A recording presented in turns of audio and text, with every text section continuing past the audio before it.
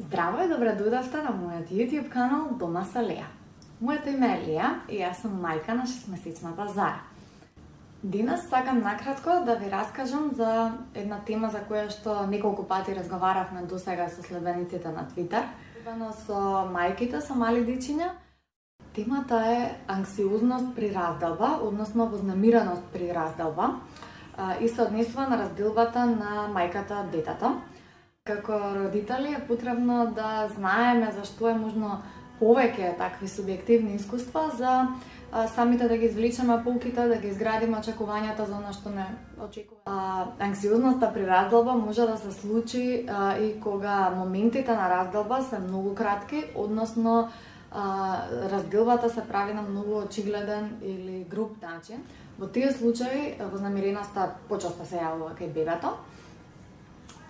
Во случај кога мајката мора да го отстапи бебето и грижата за бебето, макар и на неколку часа на друго лице, за да заврши некоја своја потреба или работна обврска, во тој случај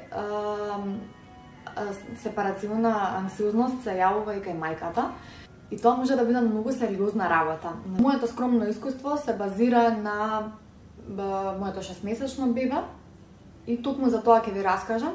Откако прв пат почувствував анксиозност при разделба кај мене, разговарав со 30 на родители и сега ми се појасни работите, но посакувам да знаев дека анксиозност при разделба не се случува само кога го носите детето во градинка, па оно не сака да оди, него се случува и многу порано. Посебно во периодот околу 6 месеци, кога и се појавува најчесто прв пат кај детето, може да биде многу сериозна и многу напорна за преживување. Во текот на првите 40 дена, само неколку пати ја имав оставено Зара дома, најчесто со мајка ми или со сопругот, кога морав да одам во болница, да направам контрола на крв и сите тие слични работи што се прават после породување. Најчесто тоа е кратки интервали од околу час, час и половина. Во тоа време бебето цицаше на околу час и половина, но тоа не беше проблем, бидејќи имавме во тоа време користев пумпа за измолзување на млеко и бебето беше навикнато барем еднаш во денот да цица од шише. Така што и покрај тоа што она се бунеше за тоа што мене ме нема, мислам дека не беше многу свесна во целиот тој период кога ме немаше. Има и еден друг елемент на вознемиреност кај особата која се грижи за бебето и мислам дека таквата вознемиреност бебето многу побрзо ја перцепира и реагира на нејзе, отколку фактот дека мајка му не е баш тука. Ова се случува посебно кога бебето е во домашна средина, каде што практично се е исто, само мајката не се наоѓа таму во моментот. Додека од друга страна, мислам дека во обратна ситуација каде што бебето би требало да се остави во нова средина која што не е потполно позната или не е дома за него, дека тогаш ќе има поизразена вознемиреност заради разделба.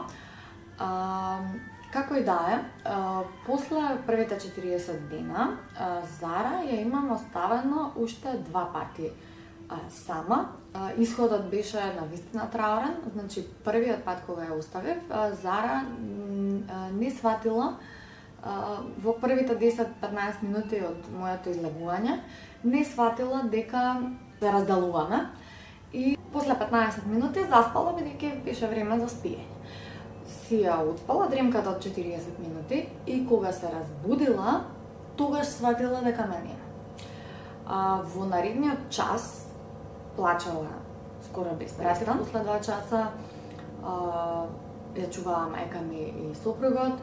Двајцата беа истоштени, исцрпени, избезумени. Мислеа дека бебето е гладно бидејќи одбивало да цица од цуцло, но бебето не беше гладно затоа што кога ја земав и кога пробав да ја надојам, прво се галеше и се играше околу пола сат пред навистина да почне да цица. Вториот пак навистина била гладна. Накратко сакам да ги опишам и чувствата кај мене како мајка при оваа разделба.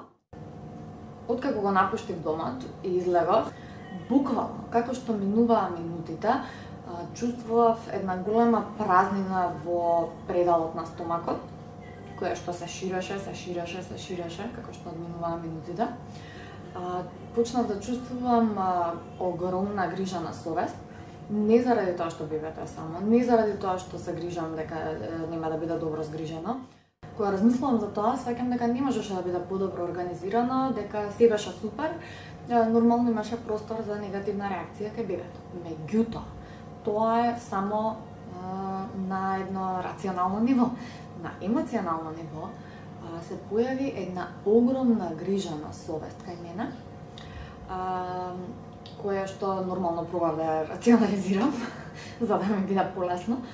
И дојдов до заклучокот дека ме боли тоа што не можам на бебето да му пренесам во знаење, значи да му објаснам, да направам да свати, дека тоа се само 2 часа, дека мама ќе се врати повторно и дека тоа што ме нема во тој момент не значи апсолутно ништо.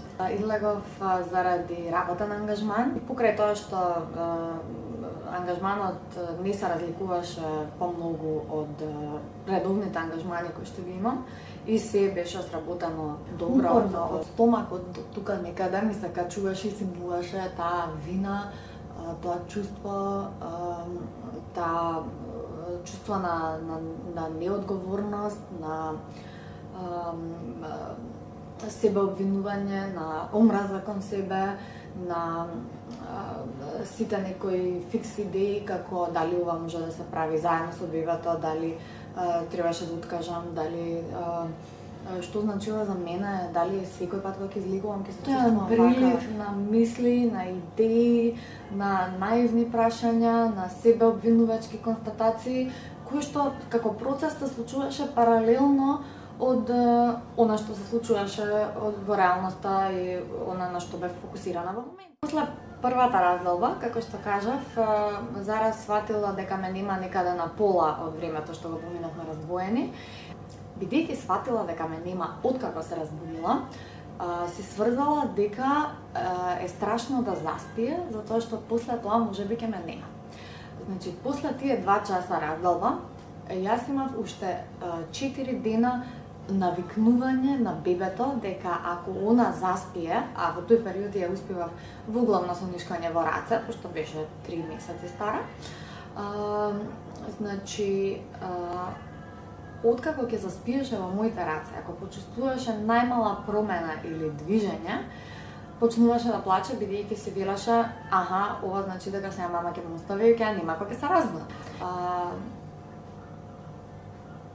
Значи за една таква разделба ние имавме 4 дена регрес не кон ситуација што сме имале претходно, бидејќи претходно од незиното раѓање па до тогаш ние немавме ситуација кај што она има проблем заспана да продолжи да спие во креветче или во нашиот кревет или каде и да ја оставиме. Вториот пат имаше слична реакција, но не ги броев деновите во кои што се случуваше регрес, бидејќи се поклопи со некои други не толку позитивни навики во врска со спиењето, за кои што ќе зборувам во друго видео. Ви благодарам многу за вниманието, на сите Twitter следбенички кои што се вклучија во разговорите на темава и кои што го дадоа и кои што придонесоа со своето искуство. Им благодарам од се срце, бидејќи откако ги прочитав вашите искуства, ми стана малку полесно и појасно зошто се чувствувам така како што се чувствувам. Посебно благодарам на стручните лица кои што се изјаснија и ни објаснија некои работи јавно на Twitter. Доколку ова ви помага, ќе ги постирам линковите до овие нишки на разговори подолу во описот на видеото. Ви благодарам многу што го изгледавте ова видео. Се надевам дека моето субјективно искуство ќе ви користи кога ќе размислувате или кога ќе се соочите со оваа тема во сопственото искуство. Исто така се извинувам што не можам да одговарам, бидејќи јас не сум експерт по медицина, педиатрија или психологија, за да објаснам постручно што точно се случува и како да се превенира тоа што се случува. Имаше неколку прашања во врска со вознамираност при разделба, кога се случува детето да почне да оди во градинка или да почне да оди или родителот, односно мајката, мора да се врати на работа, па мора да имаат секојдневна разделба и тоа некако мора да се рутинизира. Меѓутоа, моето искуство се базира на првите 6 месеци од животот на бебето, така што уште не сме дојдени до тие точки. Јас работам од дома, така што не верувам и дека во блиска иднина ќе дојдеме многу баш до тие точки. Но секако ќе ве известам за нашите планови, успеси, неуспеси и искуства во врска со заминувањето во градинка или организирањето на некој друг тип на чување на дете. Ќе ми биде многу мило доколку го споделите ова видео со некој кој што минува или тек ќе минува низ истото и доколку притиснете лайк ако ви се допадна ова видео и subscribe ако сакате да гледате повеќе вакви видеа во иднина. Поздрав!